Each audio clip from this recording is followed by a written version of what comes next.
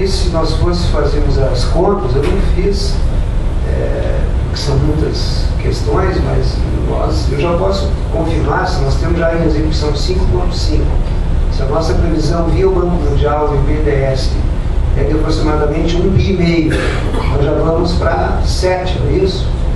Se a nossa carteira desses projetos todos que eu aqui mencionei, que nós não temos ainda uma conta fechada, mas que seguramente não baixa também de mais 3 bilhões, nós já ultrapassamos a 10. Então, eu diria que aquele diagnóstico que a Fierex fez corretamente, eu li, acompanhei, estive conversando inclusive com o presidente da Fierex sobre esse estudo, ela é uma base, inclusive, eu quero registrar isso, todos esses estudos e diagnósticos da Fierex, de todas as demais universidades do Estado do Rio Grande do Sul, são base para o nosso planejamento.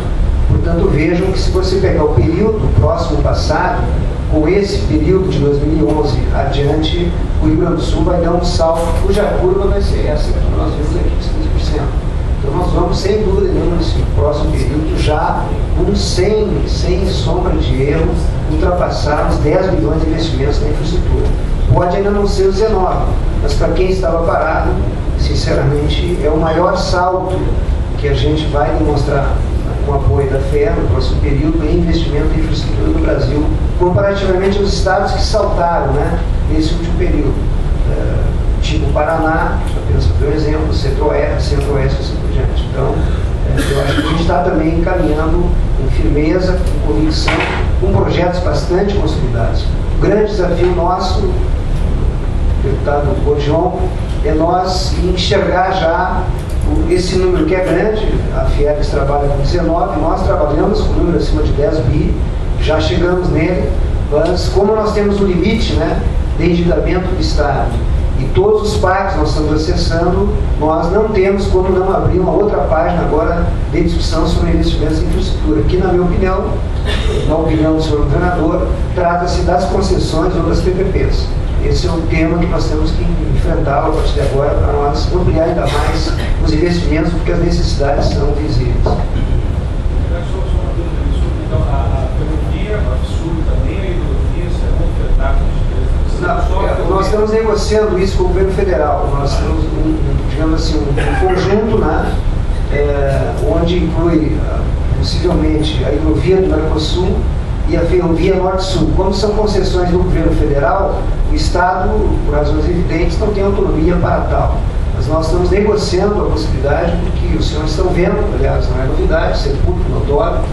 A presidenta Dilma anunciou dias atrás um plano ousado de concessões e decidiu já mais que os investidores a serem procurados são exatamente investidores da Rússia e investidores da China, num acordo entre os BRICS, exatamente para manter os países com o seu mercado interno aquecido e assim por diante.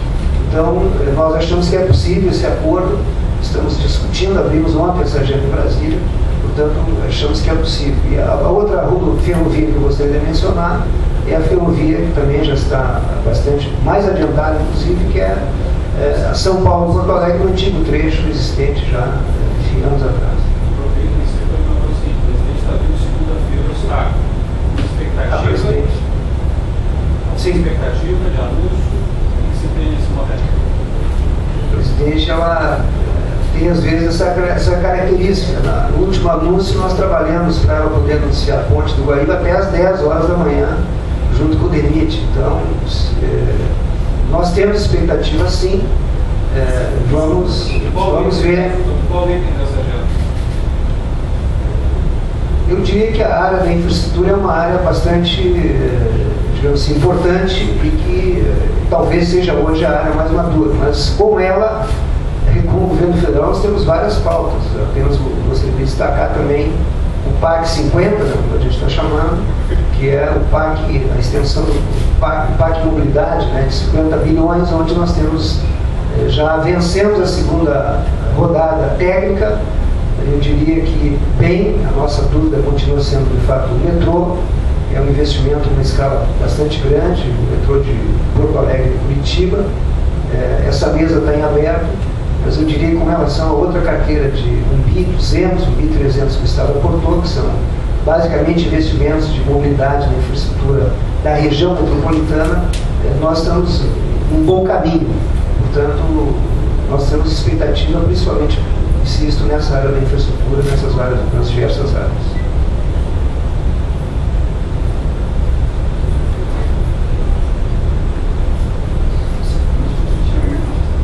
Eu quero fazer um comentário relativamente à pergunta da questão da infraestrutura do Estado. De fato, nós tivemos as chamadas décadas perdidas. Né?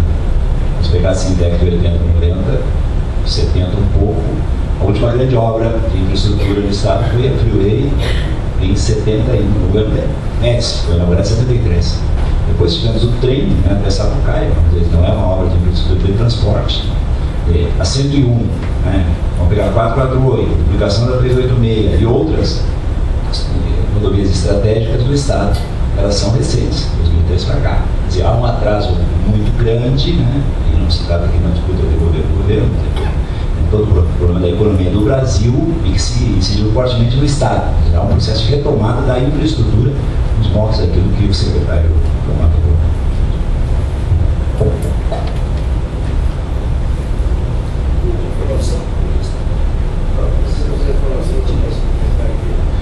Falou do armazenamento. É bom registrar que nós aqui no Rio Grande do Sul temos uma defasagem muito superior a 10%.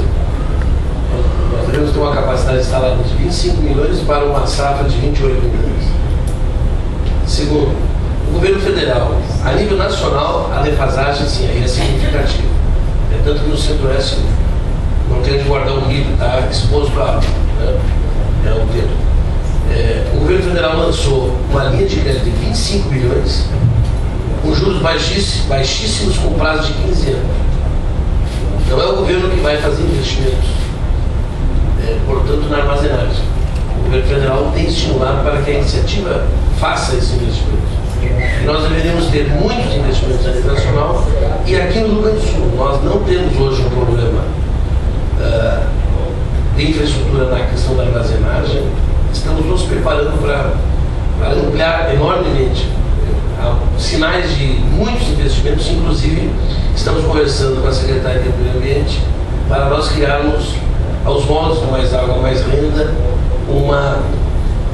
um licenciamento ambiental automático para pequenos armazéns, para pequenos silos, para que a gente evite todo um processo burocrático para a liberação do licenciamento ambiental, como forma de agilizar a implantação de novos silos aqui no Rio Grande do Sul. No segundo semestre, exatamente.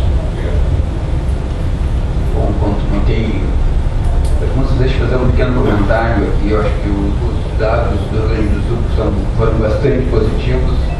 Eles reforçam, né, de certo modo, à medida, os dados da economia brasileira, né, do segundo trimestre. Também foram dados bastante positivos e acima das expectativas, digamos, de mercado. Acho que esse é um ponto importante que mostram que tanto o Brasil quanto o Rio Grande do Sul, nesse ano, devem ter um crescimento acima da média, digamos, que estão nos jornais. Eu praticamente acredito que o governo do Brasil deve crescer bem mais do que está nos jornais. Eu acho que mesmo você não vou arriscar dizer o número, né, porque sempre eu não vendo algo mais. Se tivesse no Brasil, teria que ter no Rio Grande do Sul também. Então, assim, e o Rio Grande do Sul também vai crescer bastante. Então, acho que nós teríamos um ano bastante positivo em termos de crescimento econômico. Gostaria de lembrar que, apesar do ano passado, o crescimento econômico ter sido relativamente baixo, né, mesmo no caso do Rio Grande do Sul ter sido negativo, a taxa de desemprego se mostrou estável, não houve um crescimento da taxa de desemprego. E esse ano a gente observa, digamos, o Rio Grande do Sul, na região metropolitana de Porto Alegre, como tendo a taxa de desemprego mais baixa do Brasil. Não só ela baixa do ponto de vista histórico, mas também quando a gente compara com as outras regiões metropolitanas onde é feito o cálculo da taxa de desemprego. Isso é verdadeiro tanto para o IBGE, se a gente olhar os dados do IBGE, quanto se a gente olhar os dados da pesquisa de emprego e desemprego, a PET. Então esse é um dado, acho, são dois dados positivos.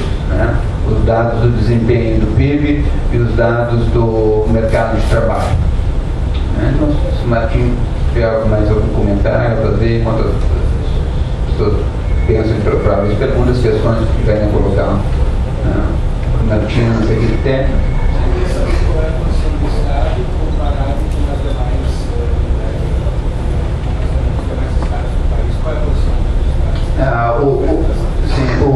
O Martinho pode falar com mais conhecimento de causa. Assim, ainda são poucos os estados que produzem no PIB trimestral. Esse é um problema. Nós temos dois problemas, né? O número reduzido de estados que calculam o PIB trimestral, são poucos, em torno de 6 ou 7 que estão fazendo isso. E algumas vezes, digamos, a metodologia que eles utilizam não é como a nossa metodologia, que é exatamente bastante comparável com a do IBGE. Por isso que quando a gente apresenta aqui os dados, a gente faz a comparação com o Brasil. Porque a gente está utilizando a mesma metodologia que o IBGE utiliza. Portanto, a nossa informação é comparável com a informação do IBGE. Então, esse é um ponto importante, mas o Martinho, como conhecedor, como ter domínio mais do que eu sobre esse assunto, pode falar melhor.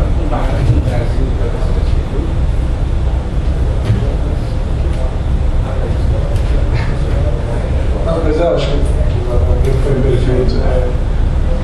Eu vou ficar te devendo informação de como é que a gente está em relação aos outros estados. Mas, assim, eu te garanto que a gente deve estar, até pela questão da safra do Rio Grande do Sul ter tido esse crescimento tão alto, a gente provavelmente está crescendo mais que os outros. Assim, a gente tem uma ideia do Brasil, né? Tanto, principalmente no segundo trimestre, teve um crescimento bem superior ao Brasil e no semestre também, né? Então, para a gente estar crescendo bem acima do Brasil, a gente deve estar crescendo também acima dos outros estados, principalmente. E aí, não, se tu me der um detalhe, eu posso te passar, eu posso investigar como é que estão os outros estados, os que divulgaram assim, mas São Paulo, Minas, Bahia, Ceará, alguns, eu posso te fazer essa, mas com essa ressalva, né? As metodologias nem sempre são iguais. Então, acho que era isso. Agradeço a presença dos nossos secretários, do deputado Bugnon e da imprensa aqui, dos colegas, né? E vamos aguardar a próxima situação em dezembro.